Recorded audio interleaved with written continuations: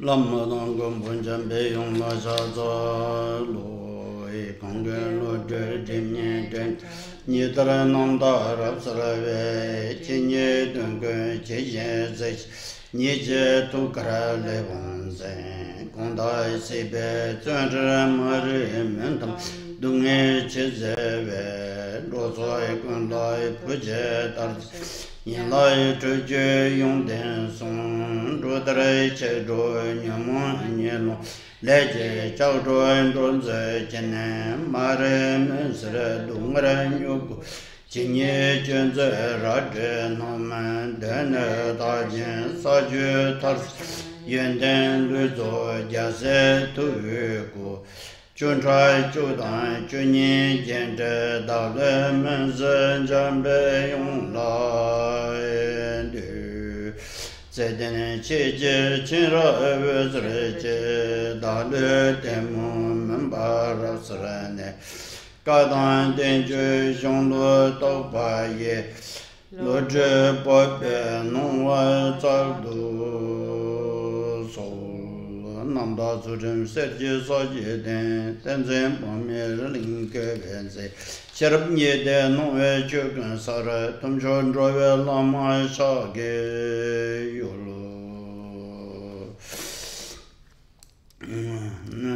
ri kam sa ben men zhu dam be su zhen nie lam je lo ru zhen ma jiong de xin gu jin zhe bu ru den ze be yong zhen la ma ju bu re che la du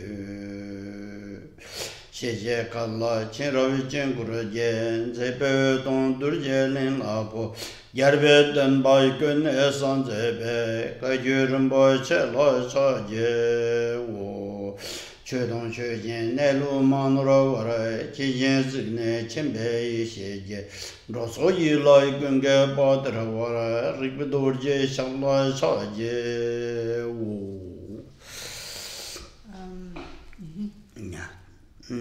dan number 2 samba shong jup cho do sem je param ba che sal tam ne tambe chu sen ro nang.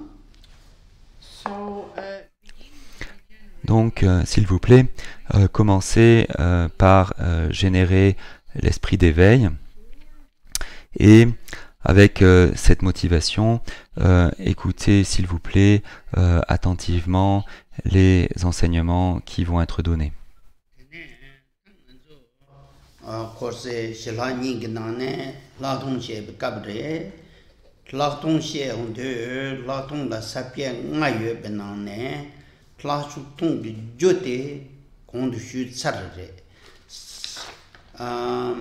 la tong ge nam be che par de yang kong du shu sem ba re tang ngo rem di ye wat la nga to trin tu de re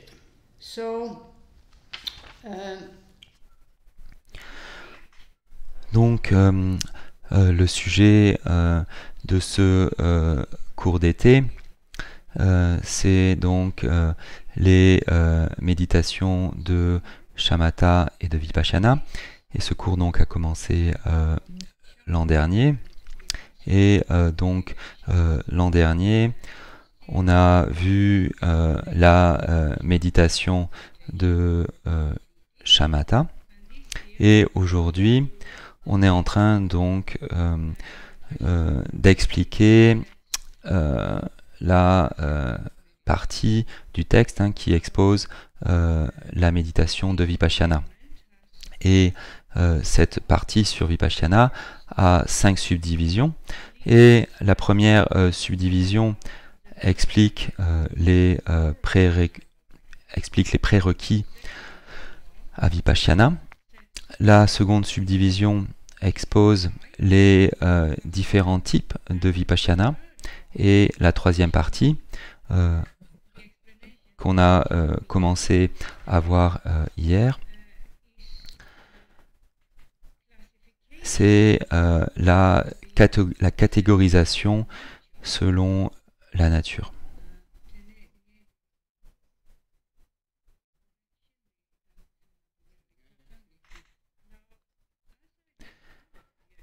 Et en fait, donc hier, j'ai découvert la traduction que l'on trouve en ligne sur le site de Karma Sampling. Et je suppose que vous avez fait une impression de cette traduction en anglais. Et dans cette traduction, il est dit que c'est une catégorisation en 4 types de Vipassana. Mais en fait, c'est une catégorisation en 3 types de Vipassana. Et en ce qui concerne donc l'investigation de cette pratique qu'on appelle Vipassana en sanskrit, l'Aktong en tibétain, ou la vision supérieure en français, ou la vision de ce qui est supérieur. Donc en ce qui concerne la nature de Vipassana, il y a 3 types. Et ces 3 types de Vipassana, c'est d'abord par rapport à ce qu'est la méditation de Vipassana essentiellement. Le premier type dans cette liste de 3 est appelé dans la traduction que j'ai faite le discernement ou discerner. Et en fait, il vaut mieux traduire par différencier les aspects. Et comme on a vu hier, ce qui est présent au niveau du premier type de Vipassana,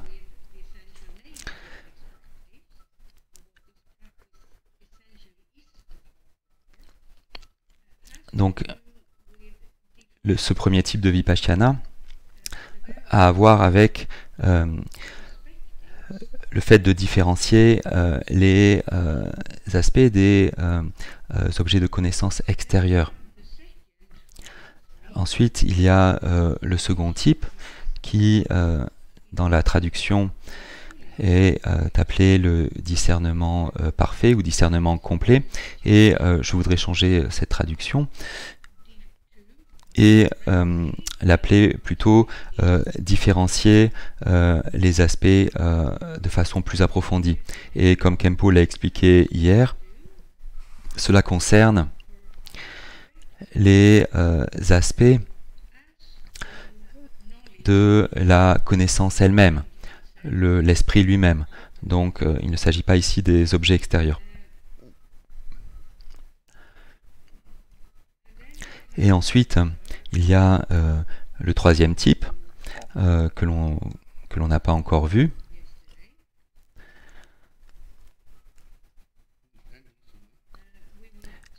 Et on va commencer à le voir aujourd'hui.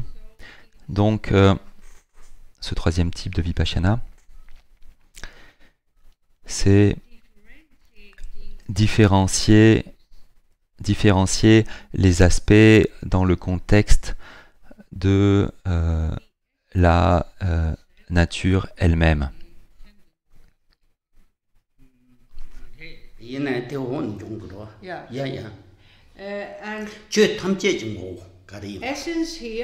Et la nature ici fait référence aux objets de connaissance et à l'esprit qui connaît ces objets dans leur nature, dans ce qu'ils sont réellement. Donc ici, la nature concerne donc les 2 premières catégories. Donc chacun d'eux, comme Khenpo l'a également expliqué aujourd'hui, chacune de ces 2 catégories, en fait, les aspects sont différenciés grâce à 2 méthodes, l'examen et l'analyse. Et les 3 catégories qui viennent d'être listées sont appelées également les 3 portes. Donc voilà, je voulais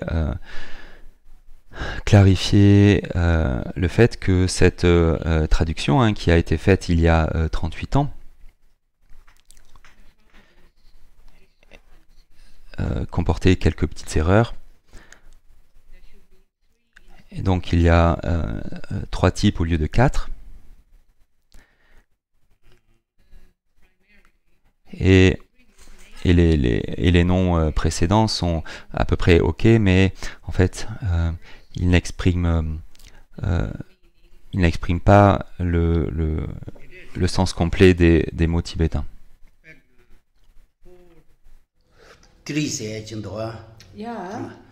Pour c'est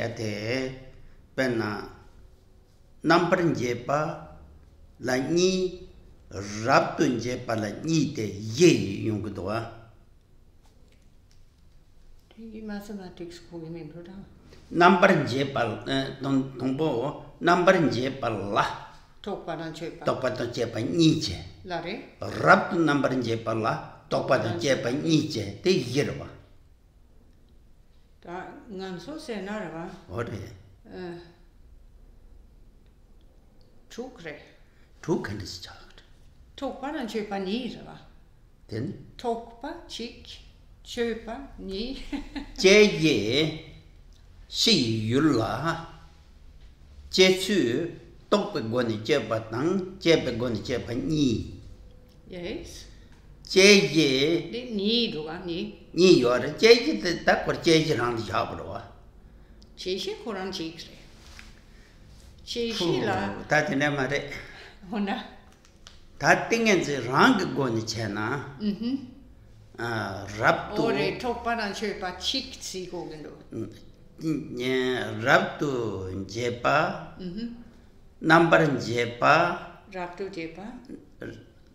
jepa ni chong song a re ngo la jepa de sum gos tingen ze gosum se do re tingi singi go sum oh ya ta tene go tong go number jepa la ni rap to jepa la ni de ye tenne tok koran chik du sine tenne shi regen då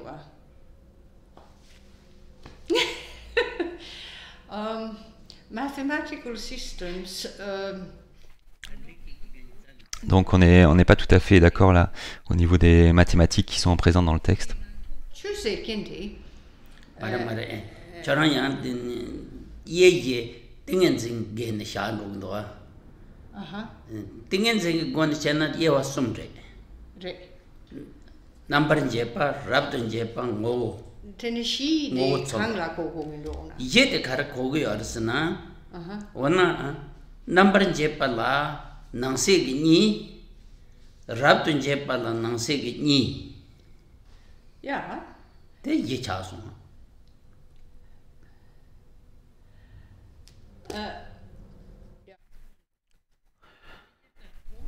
J'ai compris ce que le Khenpo a dit et je vais le communiquer, mais je pense un petit peu différemment au niveau de des mathématiques présentes dans ce texte.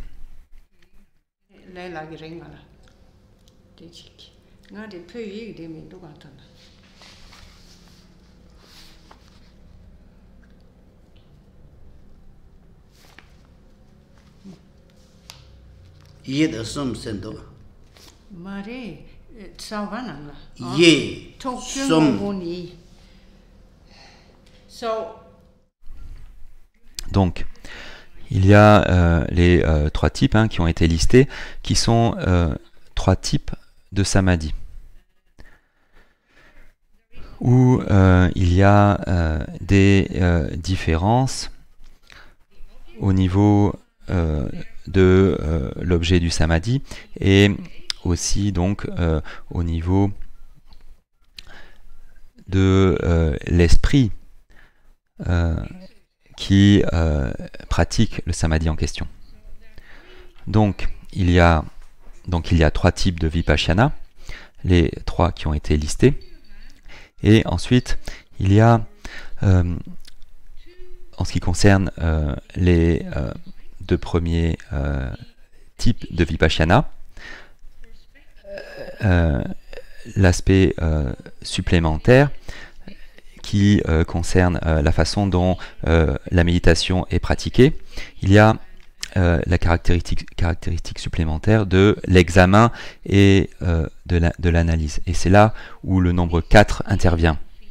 Donc cette caractéristique supplémentaire qui est appliquée au niveau des deux premiers types de samadhi,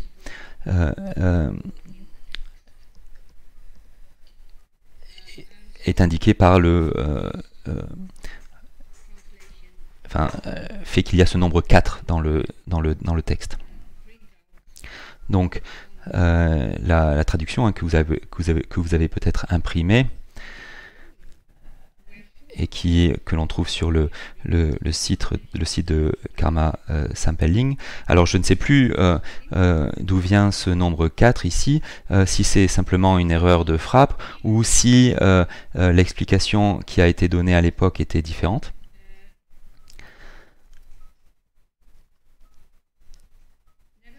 Mais bon, c'est pas grave. Faites la correction ici, la correction hein, que je vous ai dite de faire auparavant, parce que là, il s'agit donc de 3 types et pas de 4.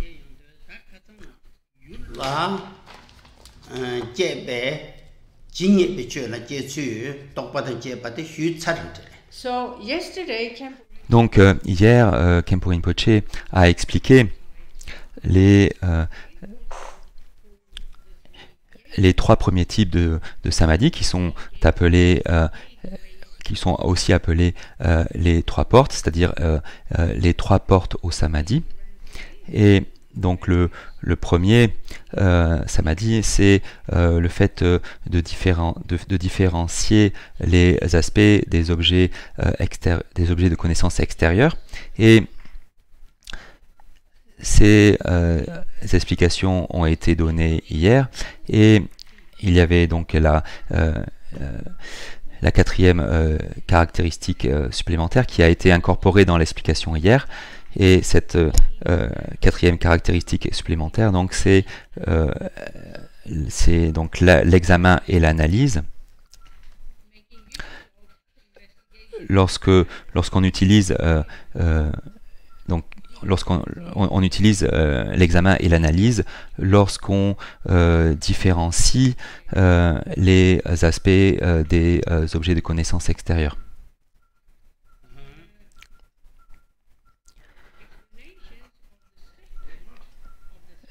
Au niveau du second type de samadhi, on a commencé donc les explications hier. On va continuer les explications aujourd'hui à propos de ce deuxième type de samadhi.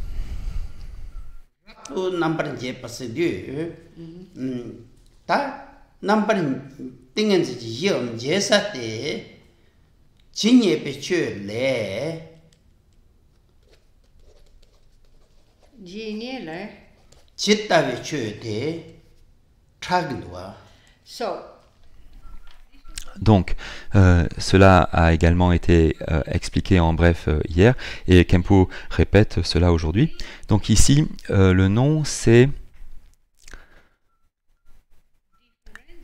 différencier les aspects de façon plus approfondie.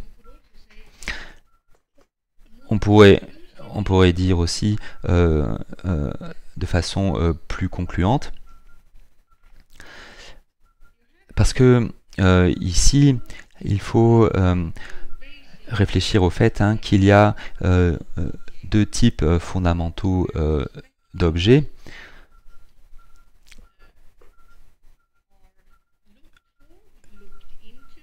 Dont on peut analyser les aspects.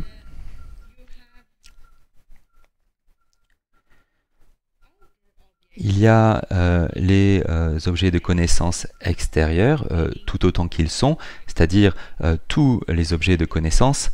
Et ensuite, il y a la connaissance qui considère les aspects de ces objets. Et c'est le second type de samadhi.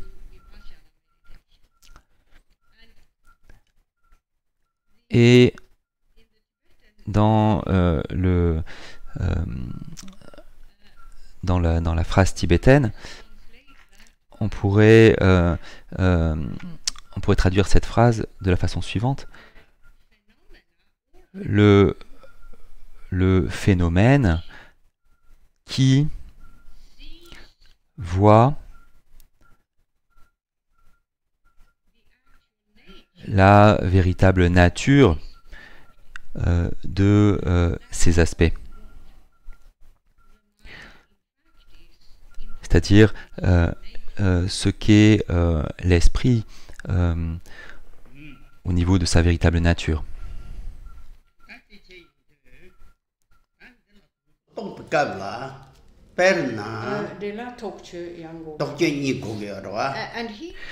Et ici, la quatrième caractéristique, qui est constituée de l'examen et de l'analyse, s'applique également. Elle fait également partie de la méthode.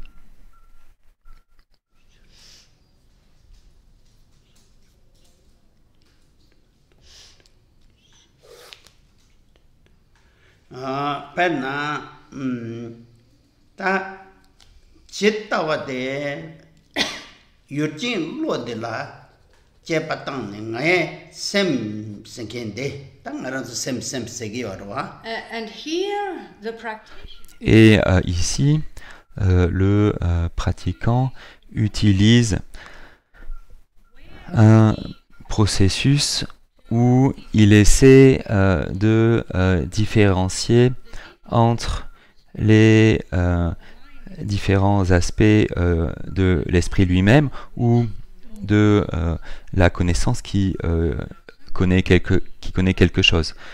Ce qui est cette chose ici n'a pas d'importance parce que ici donc le pratiquant considère le fonctionnement de l'esprit lui-même dans le but d'acquérir une vision de la véritable nature de l'esprit.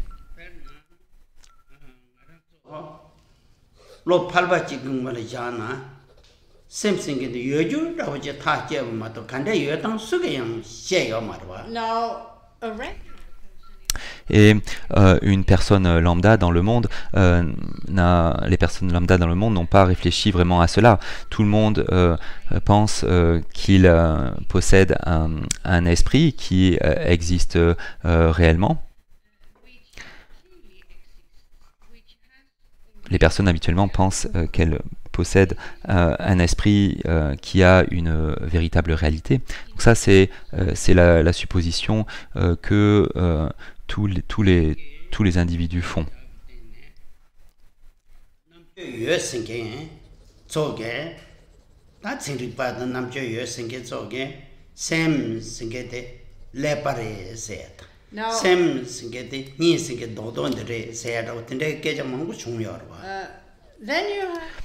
Ensuite, il y a les personnes qui se sont spécialisées dans différents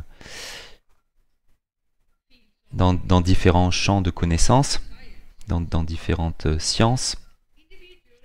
Et donc ce sont des individus qui sont vus par le public comme des individus qui ont un intellect plus aiguisé que les autres. Donc les individus de ce groupe, ceux qui sont vus comme étant comme ayant un intellect plus aiguisé que les autres,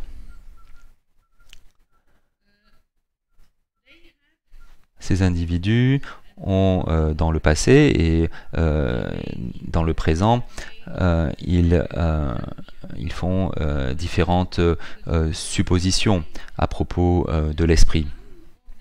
Certains sont arrivés à la conclusion que le cerveau est l'esprit. D'autres sont arrivés à la conclusion que l'emplacement de l'esprit est le cœur, et ainsi de suite.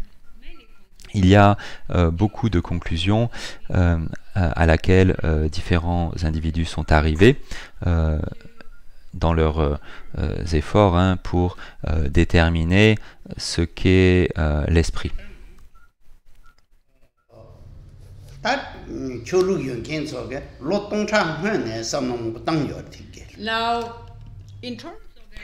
Et en ce qui concerne les différentes religions,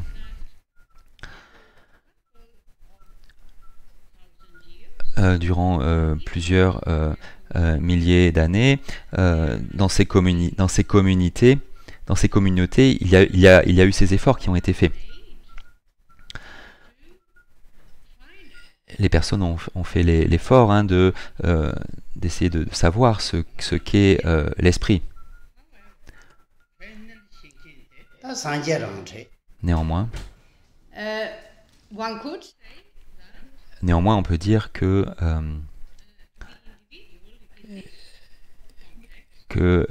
l'individu dans ce contexte qui est arrivé à la vérité est le Bouddha Shakyamuni.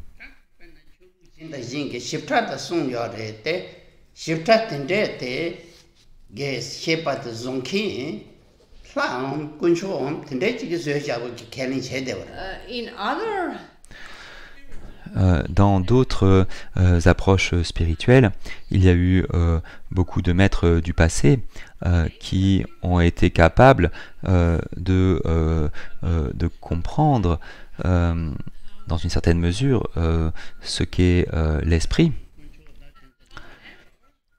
Néanmoins, leurs conclusions finales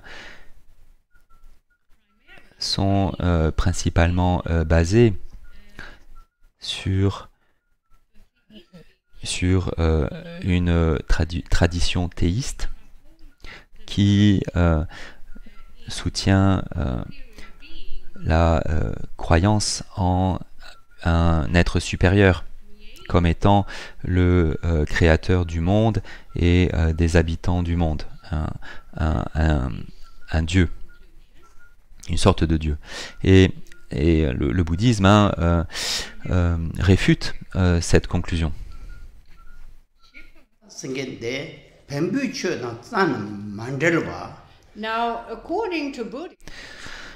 Et en fait, selon le bouddhisme, ce qu'on appelle l'esprit est un phénomène immatériel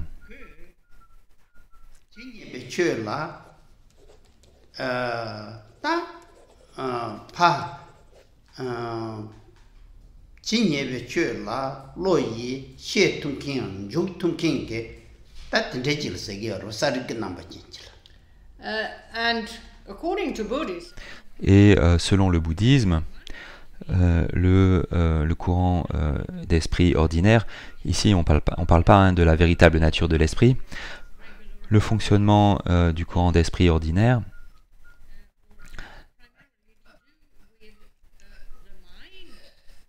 a principalement à voir avec la capacité de l'esprit à connaître les objets avec lesquels il rentre en contact.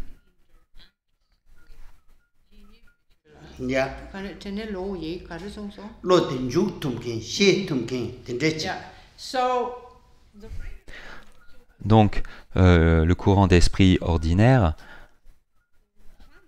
fonctionne de la manière suivante. Il a la capacité à rentrer en contact avec des objets de connaissance et à trouver ce que sont ces objets au niveau du monde ordinaire, dans le monde ordinaire.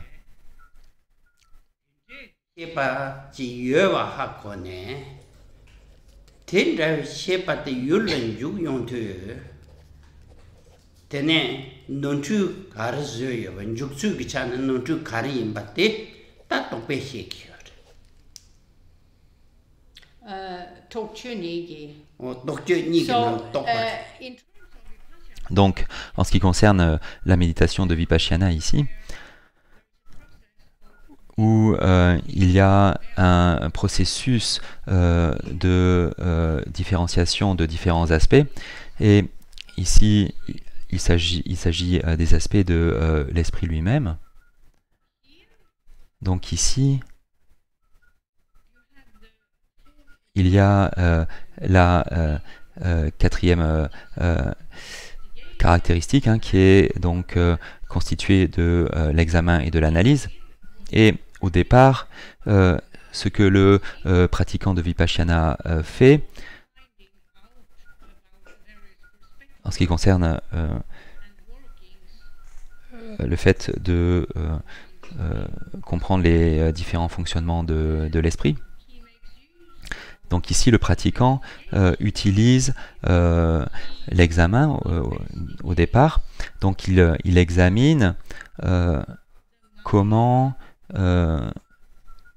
l'esprit entre en contact et connaît les objets de connaissance. Ce que ce fonctionnement implique, le processus qui est impliqué, et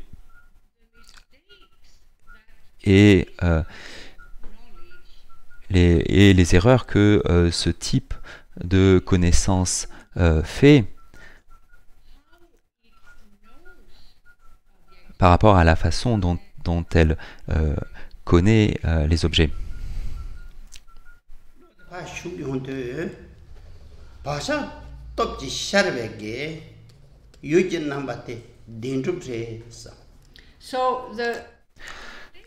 Donc l'erreur qui est donc trouvée grâce à la méthode de l'examen, cette erreur, c'est le fait que l'objet de connaissance que la connaissance connaît, que la connaissance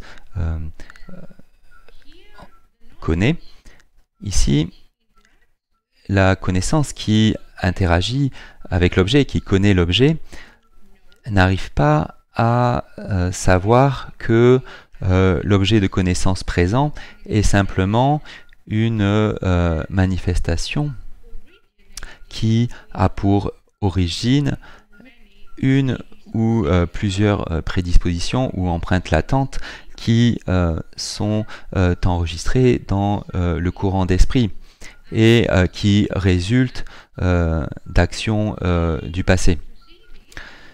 Le fait de ne pas arriver à voir cela, là,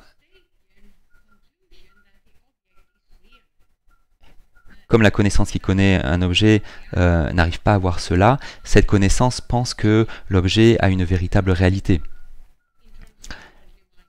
L'état d'esprit mondain n'arrive pas à voir que l'objet présent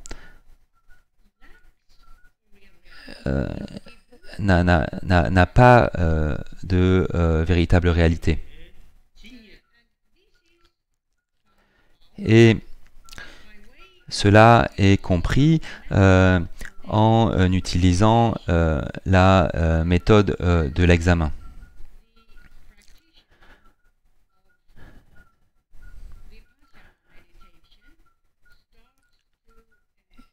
Et donc le pratiquant de Vipassana lorsque le pratiquant de Vipassana donc s'entraîne au deuxième samadhi. Donc là, ici le pratiquant considère l'esprit lui-même et le fonctionnement de l'esprit. Il essaie de voir comment l'esprit perçoit les objets extérieurs et les conclusions erronées que l'état d'esprit mondain fait au niveau de ce... et les conclusions erronées que l'état d'esprit mondain tire au niveau de ce processus. les personnes ordinaires dans le monde agissent à chaque instant sur la base de l'hypothèse que tous les objets de connaissance, tout autant qu'ils sont, ont une réalité véritable. C'est la vue fondamentale de l'état d'esprit mondain.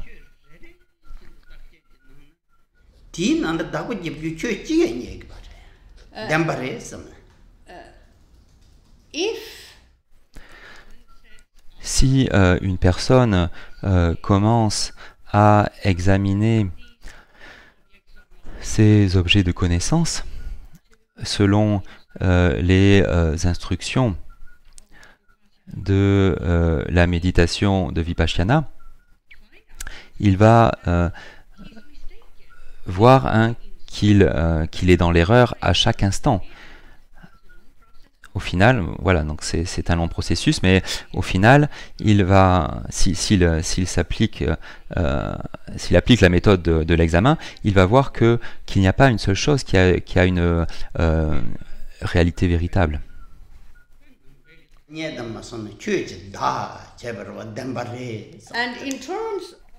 Et en ce qui concerne l'hypothèse qu'il y a une réalité véritable dans chaque phénomène, cette réalité véritable est appelée, si on traduit le terme littéralement, le soi de la chose en question. Et le soi est synonyme en fait de l'identité que l'on perçoit dans le phénomène. Et en fait, il y a deux types de soi. Il y a le soi de l'individu et le soi des objets de connaissance extérieurs. En sanskrit et en tibétain, le mot soi est utilisé. Donc, juste une seconde, je veux regarder quelque chose.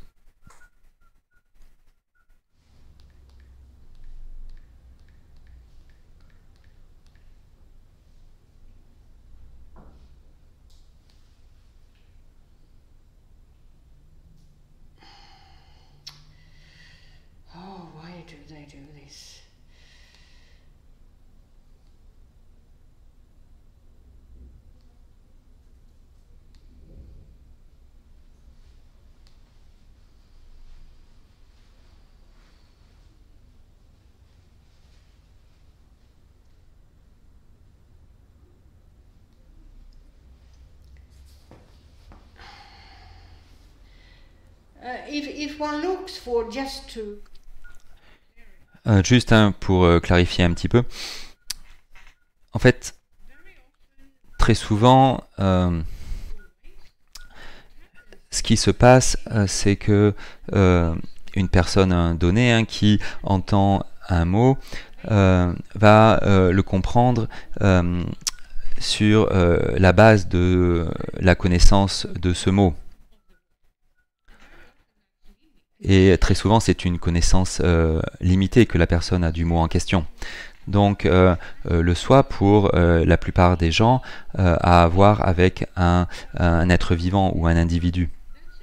Mais en fait, c'est une erreur de tirer cette conclusion, parce que, en fait, dans toutes les langues, l'anglais ou autre, le mot soi a beaucoup plus de sens.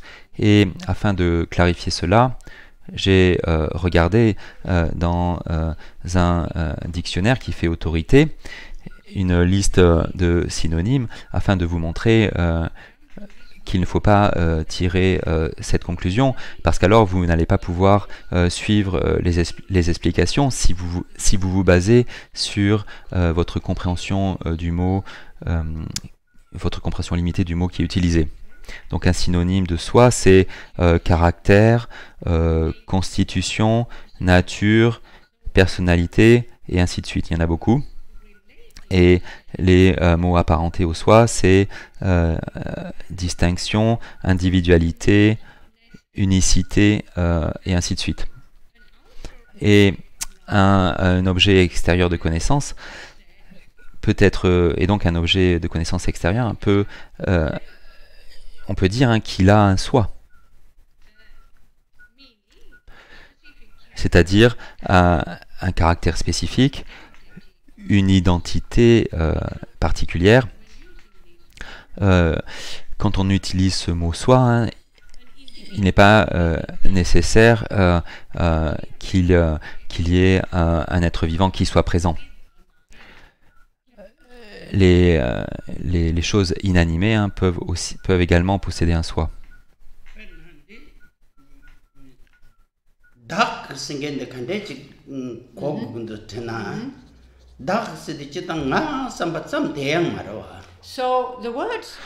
Donc le mot soi ne signifie pas seulement je.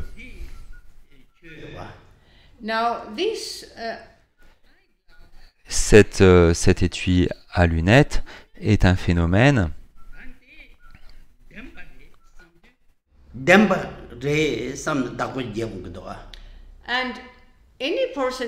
et toute personne dans le monde, quand elle voit l'étui à lunettes,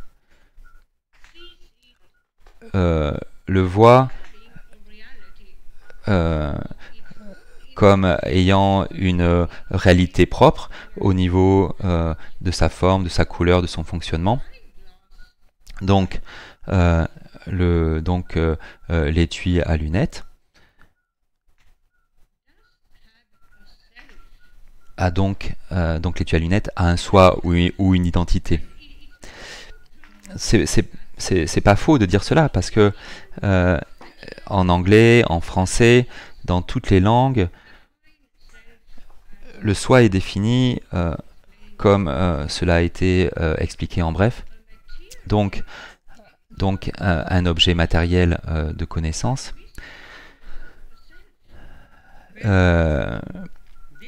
Donc on peut dire qu'un objet de connaissance matérielle peut avoir un soi.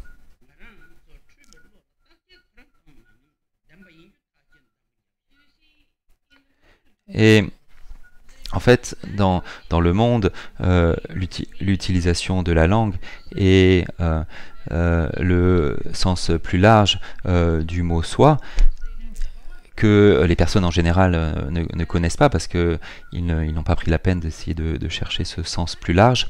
Et en fait, la plupart du temps, les gens n'ont pas besoin de cette connaissance parce que ils n'ont pas de doute par rapport au fait que cet étui à lunettes est réel. Ils ne doutent jamais de la réalité de cet objet. Ce genre de personne, si l'on dit à ce genre de personne oh mais cette chose n'a pas de soi, et elle va dire bah oui évidemment parce que c'est une chose inanimée.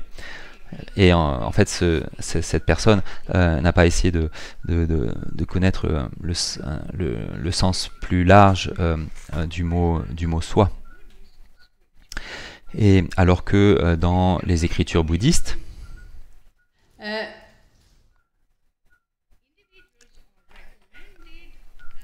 on donne l'instruction aux individus de se poser la question suivante: est-ce que cet étui à lunettes est réel ou pas? Et ça, c'est quelque chose qu'une personne mondaine, ça c'est une question qu'une personne mondaine ne va jamais se poser.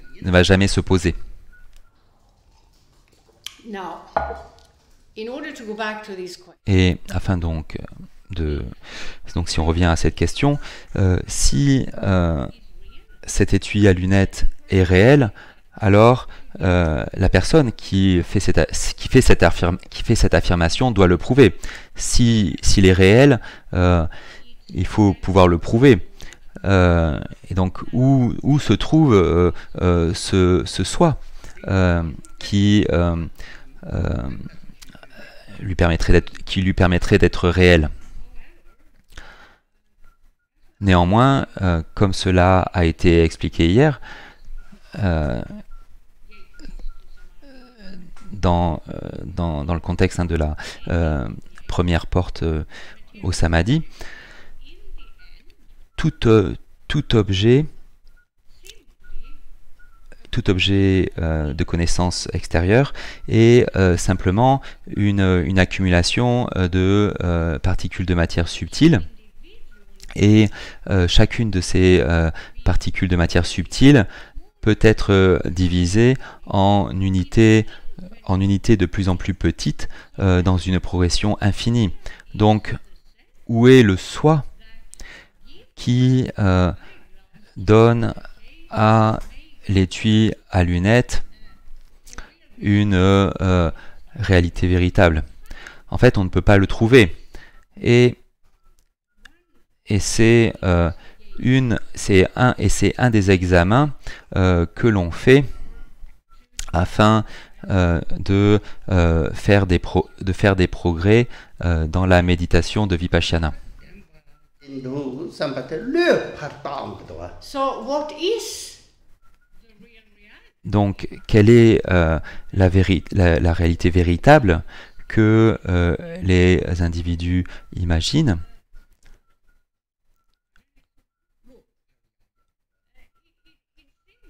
En fait, il s'agit simplement d'une fabrication mentale. C'est une idée que la personne en question impose sur l'objet.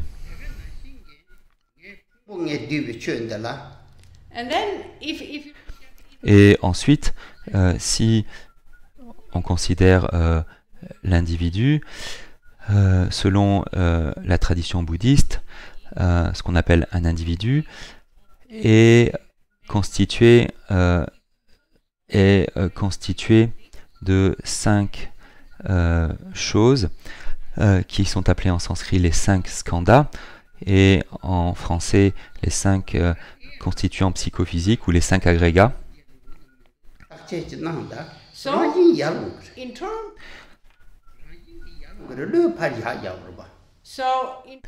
Donc, en ce qui concerne l'examen, donc là, le pratiquant de Vipassana applique ici aussi l'examen tel qu'il a été expliqué en bref auparavant. Et le résultat final de l'examen, si cet examen est fait de manière appropriée, selon les instructions, ce qui est trouvé, c'est une collection de parties où chaque partie peut être divisée en unités de plus en plus petites, ce qui prouve qu'il n'y a pas de véritable réalité, qu'il n'y a pas de soi dans l'individu qui ferait que l'individu serait réel. Et en fait, l'idée d'un individu réellement existant est simplement une fabrication mentale, une idée qui est superposée à l'individu.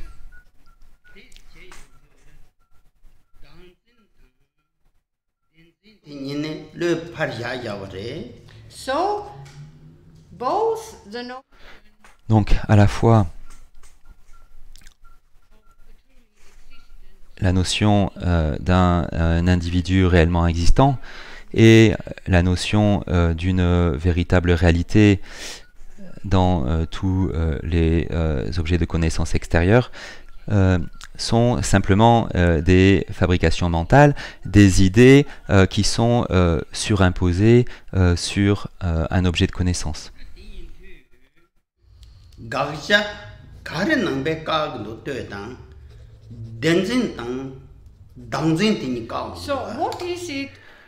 Donc, qu'est-ce que le bouddhisme réfute? Le bouddhisme réfute la validité de ces deux notions.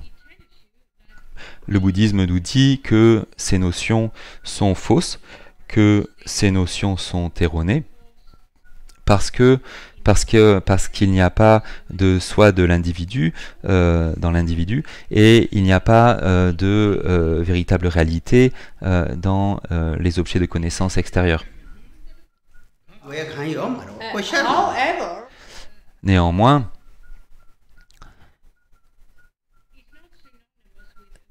cela n'est pas synonyme avec un néant, parce que il y a les manifestations des objets de connaissance extérieure et la manifestation de tellement de types d'êtres sensibles qui résultent d'un ensemble de fonctionnements qui sont basés sur les prédispositions acquises au moyen de différents types d'actions vertueuses et non vertueuses.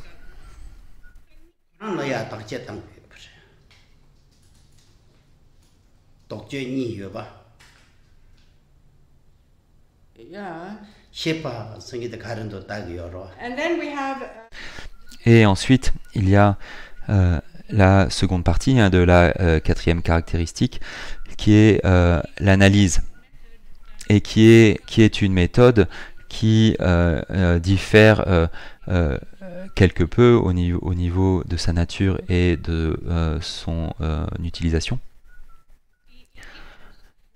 Elle diffère de l'examen. Néanmoins, son but est le même. C'est-à-dire que son but, c'est d'amener l'individu à une connaissance qu'il n'y a pas de soi dans l'individu, ni dans les objets de connaissance extérieure.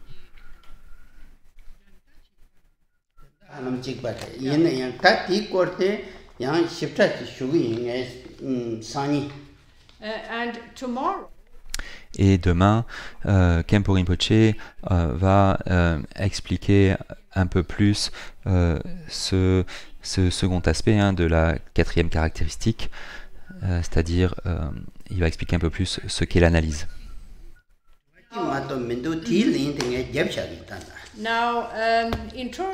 Et en ce qui concerne la session de questions-réponses cet après-midi, il n'y en aura pas, parce qu'en fait il y a une seule question, et donc Khenpo Rinpoche va répondre à cette question maintenant, parce que en fait ça n'a pas vraiment d'intérêt de se rassembler pendant une session différente, puisqu'il y a une seule question.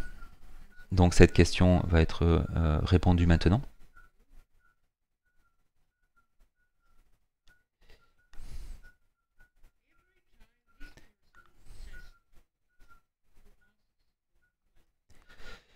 Donc la question explique la chose suivante et pose une question à la suite de cela. Donc voici la question. À chaque fois que j'écoute Khenpo Rinpoche, au début je suis enthousiaste et à la fin je suis déprimé. Quand je vois la motivation qu'avaient ces maîtres éminents du passé, comparée à ma motivation complètement confuse, je me dis dans quel état vais-je mourir et dans quoi vais-je redescendre. J'en suis profondément consciente. Malgré mes efforts, plus j'avance, plus je recule en voyant mes états d'esprit mondains tellement difficiles à modifier. J'implore chaque jour la bénédiction des Bouddhas, mais ce mauvais karma passé et présent est tout de même lourd à transformer. Qu'en pense Khenpo Rinpoche et merci s'il peut me guider.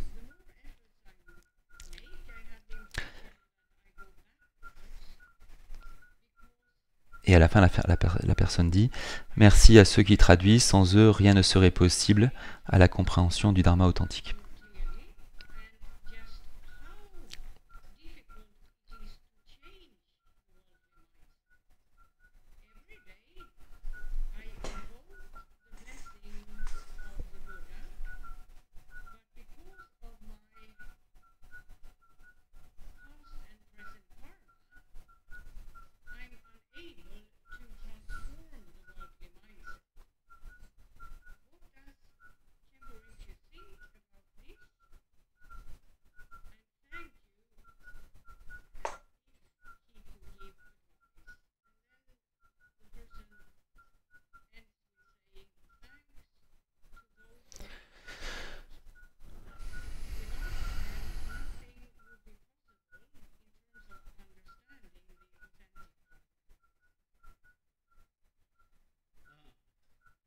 So, tuan de nangkin te ane yun den sare.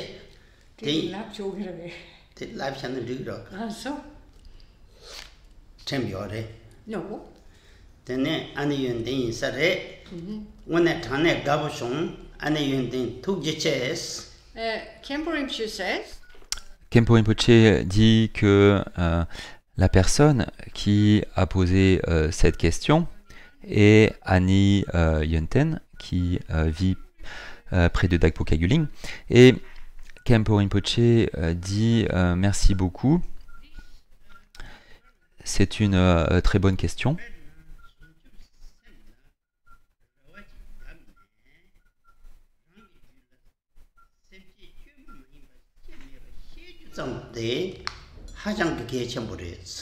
Because evidently.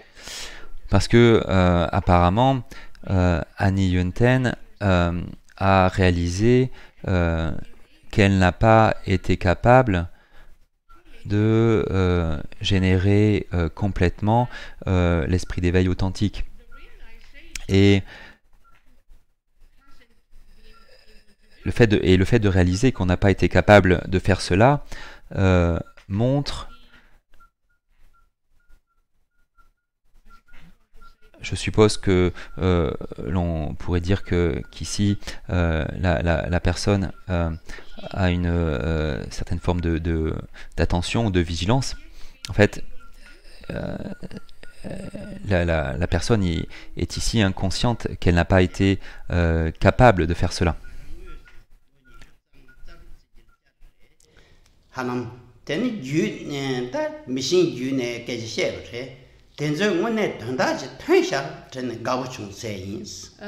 Khenpo says his reaction. Et Khenpo dit que sa réaction à cette question, c'est une réaction de joie. Et donc il pense que toutes ces années,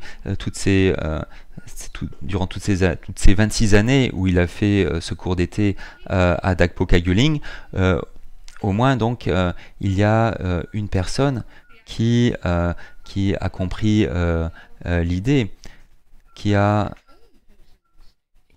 compris en fait son propre état. Et en fait, c'est extrêmement difficile de générer l'esprit d'éveil authentique. Parfois, donc, certains individus imaginent qu'ils ont développé cet esprit d'éveil, mais souvent, il s'agit juste d'une imagination, de quelque chose qu'on imagine.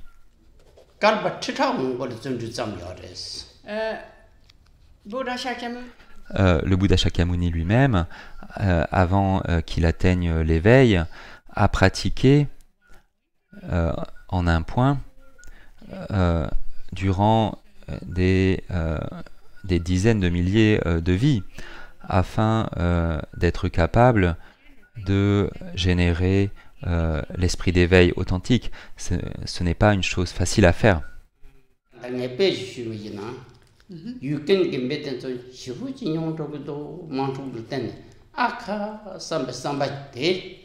samba sangbore yaku shidare sonam ge chosa grete ina shongchu samson ge de tenrej marwa. Par exemple, en ce qui concerne l'esprit d'éveil, si l'on considère la guerre qui se déroule en Ukraine, la plupart d'entre vous ont sûrement vu des images à la télévision et ont vu ce qui se passe là-bas et ce qui se passe pour les gens là-bas. Et la plupart d'entre vous ont sûrement ressenti de la compassion pour les gens qui se retrouvent dans cette situation difficile. Et ça, en fait, c'est une réaction vertueuse, une pensée vertueuse. Le fait d'être désolé pour toutes ces personnes qui souffrent en Ukraine, mais le fait de se sentir mal parce que quelqu'un souffre n'est pas synonyme avec l'esprit d'éveil authentique. L'esprit d'éveil authentique, c'est beaucoup plus que cela.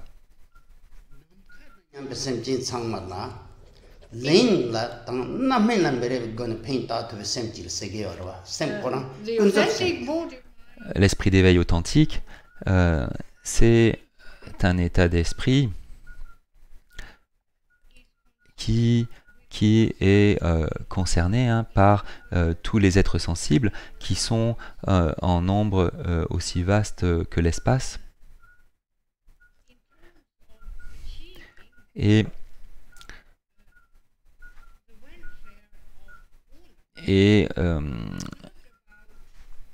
il s'agit de souhaiter d'accomplir le bien de tous ces êtres.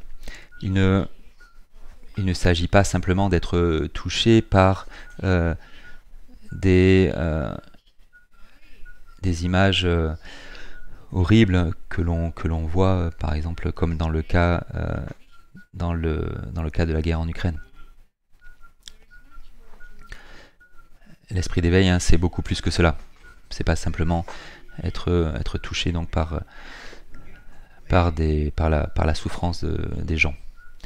Et Khenpo dit à Annie Yunten, en fait, il n'y a pas de raison pour que tu sois déprimé à la fin d'un enseignement, par exemple. Lama yungda chi marite chög de kodu yeba te kalwa sangurwa. Nga lama yungda chi marite nge karshe gi yorsna sanje gi song sede gi yorwa. Te rang ko to za she munje de pe meseba kalwa sangu yin samne gawa che gobe yulres.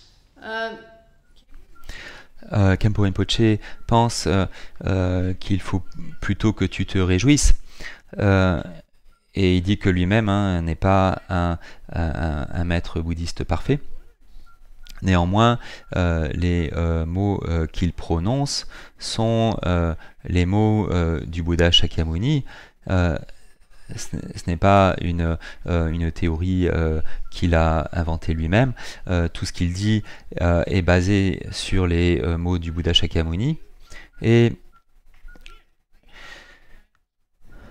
le fait que tu as réalisé que l'esprit d'éveil que tu avais généré n'était pas suffisant, c'est en fait une bonne chose en elle-même. Comme Khenpo Rinpoche l'a dit, ça veut dire que tu vois clairement ce qui se passe dans ton esprit, et au lieu de te déprimer, ça devrait plutôt te réjouir.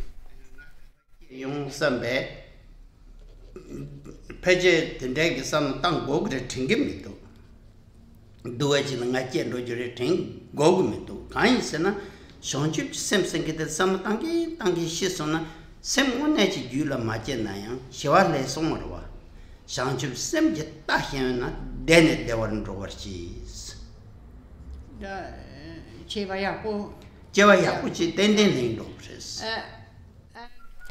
Et Khenpo Rinpoche dit que tu n'as pas besoin de t'inquiéter de trop t'inquiéter hein, par rapport à ta future renaissance.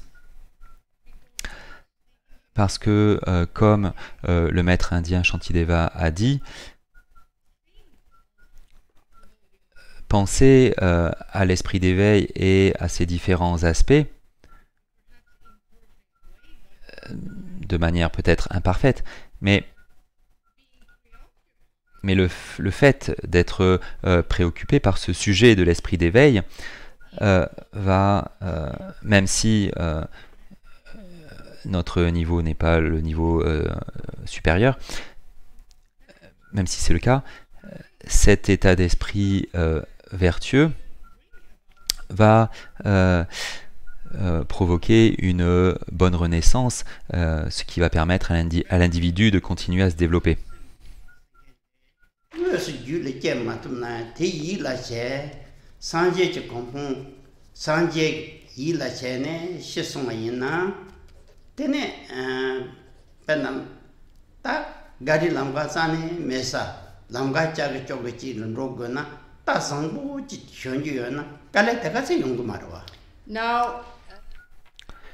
Et au moment de la mort, si le pratiquant est capable de garder une conscience de l'esprit d'éveil, même si c'est à un niveau imparfait, et qu'il est capable de se focaliser sur le Bouddha Shakyamuni, cela sera suffisant pour prendre une bonne renaissance, où la pratique peut continuer et par conséquent des progrès peuvent continuer à se faire. Et un exemple qui illustre cela est le suivant.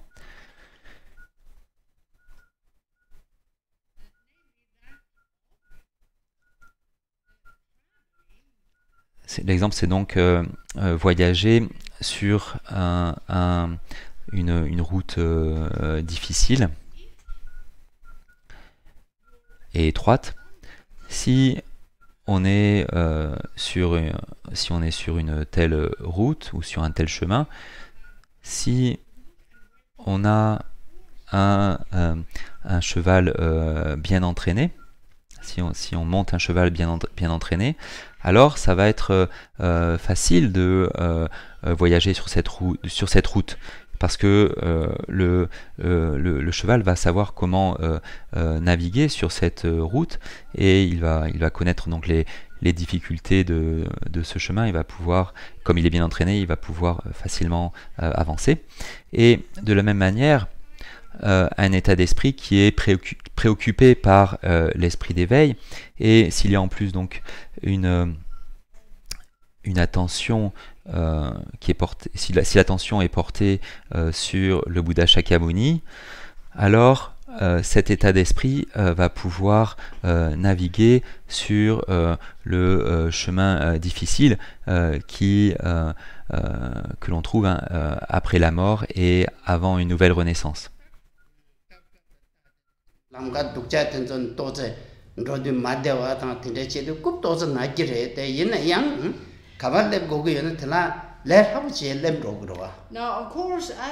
Alors bien sûr, comme on monte un cheval, on peut avoir un peu mal au postérieur, parce que puisque la route n'est pas une route facile. Mais c'est pas grave, hein. Le cheval va pouvoir nous amener à notre destination. Donc c'est ça l'essentiel.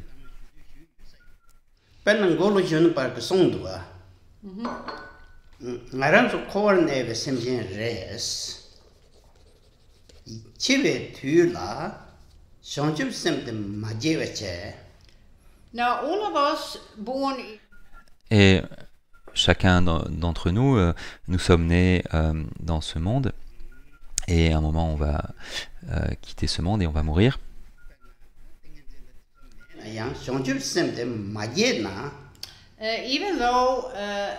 Et même si on n'est pas accompli en samadhi, c'est-à-dire qu'on va pas être, même si on n'est pas capable de s'asseoir en méditation au moment de la mort, ce qu'on peut faire, c'est de se préoccuper de l'esprit d'éveil.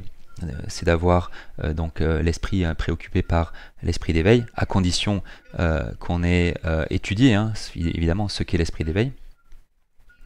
Et alors, il est certain que l'on va prendre une bonne renaissance. Selon Gelo Chenupal, un maître tibétain du passé qui est très connu pour ses compositions et ses accomplissements dans l'érudition. Il a écrit, parmi d'autres choses, un commentaire très long sur l'Uttara Tantra Shastra.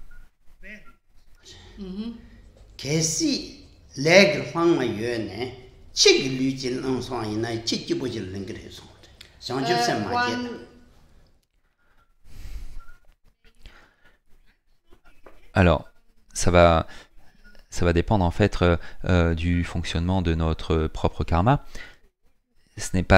Il n'est pas sûr que l'on va prendre renaissance en tant qu'être humain, mais l'individu qui, au moment de la mort, se préoccupe de l'esprit d'éveil va prendre une bonne renaissance.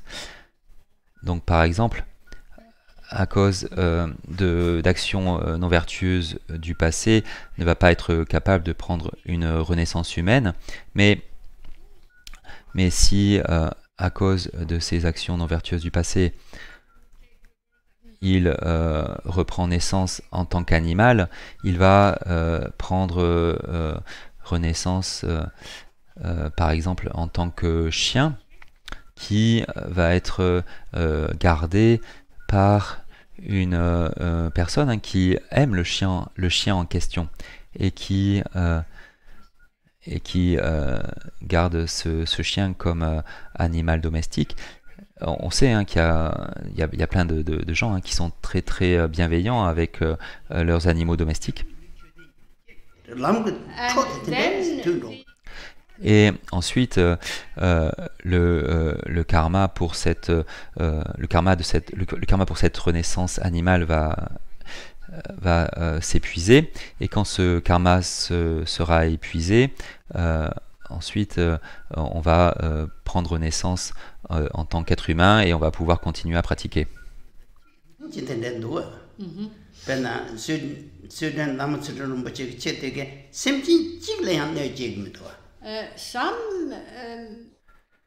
Certains animaux domestiques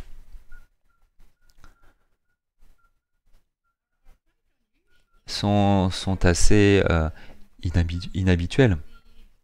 Il y a le lama tibétain qui est responsable du centre Karma Kagyu en Suède. Son nom c'est Lama Tsultrim Rinpoche. Et il a un petit chien qui est très mignon. Et son chien, en fait sauve les insectes du piétinement. Apparemment,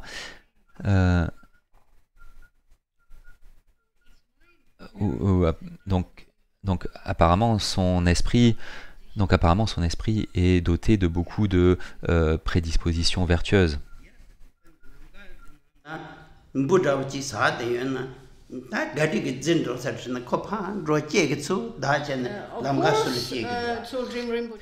Bien sûr, Tsultrim Rinpoche emmène son chien en promenade, et parfois sur la route, lorsqu'il y a un insecte qui passe, le chien réalise qu'il va être écrasé par une voiture, et donc le chien le prend sur sa langue et l'amène sur le côté de la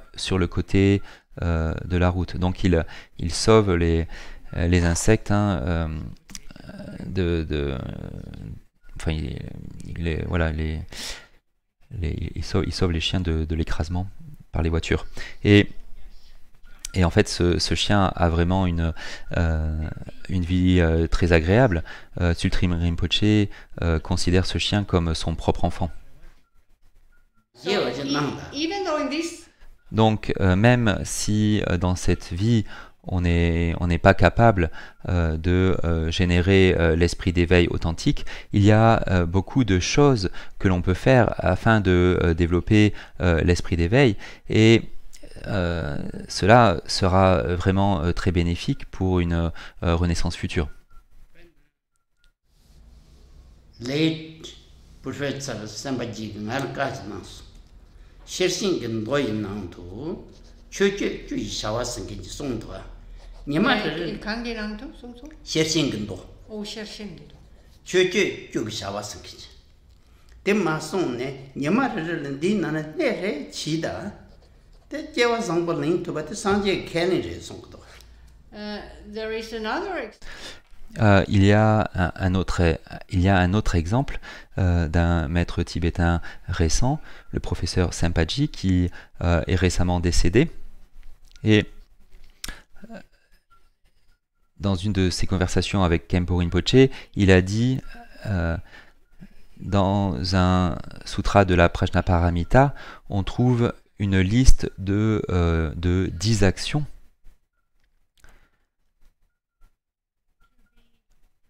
qui doivent être pratiquées dans le contexte du dharma authentique.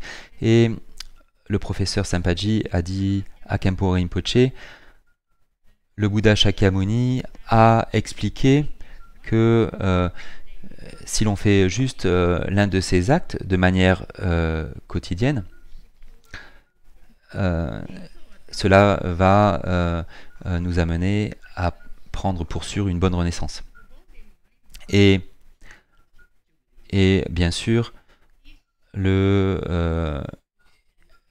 l'esprit d'éveil est la racine de ces 10 actions. and Professor Sampaji Et le professeur Sampaji a dit à Khenpo Rinpoche, en fait, c'est ma pratique. Je fais ces 10 actions de façon quotidienne et je n'ai pas d'autres pratiques. and so in terms of him Et lorsqu'il est décédé, donc en fait c'était il y a une semaine, et au moment de sa mort, il était assis en méditation, et il est resté en méditation pendant 3 jours après le moment de sa mort. Donc le fait de cultiver l'esprit d'éveil est très puissant, et gardez cela à l'esprit.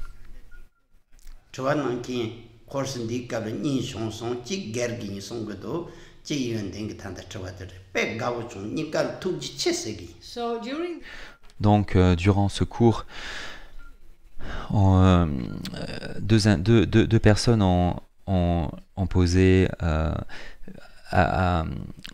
une question à propos de l'esprit d'éveil à Khenpo Rinpoche, et Khenpo Rinpoche remercie ces deux personnes qui ont posé 2 questions par rapport à l'esprit d'éveil. Et en fait, ces 2 personnes n'ont pas posé des questions du type blablabla, où il n'y a pas vraiment de substance dans la question. En fait, ces 2 questions étaient vraiment des questions appropriées, et qui montraient que ces 2 personnes avaient vraiment réfléchi à un ou plusieurs points concernant les explications qui ont été données. so Khenpo Rinpoche Donc Khenpo Rinpoche demande à chacun d'entre vous qui suivez son enseignement, s'il vous plaît, focalisez-vous sur l'esprit d'éveil. Si vous faites cela, cela voudra dire que Khenpo Rinpoche n'aura pas gaspillé son temps. Pamje Zigbani, Tomne Nyebe, Janam Pamjete, Jaganaje, Balap Trubay, Sigbe, Totland or Show. And I've been asked by Daku Kadilin to also tell all of you that if there are any questions, you need to submit them before 9 o'clock next Wednesday.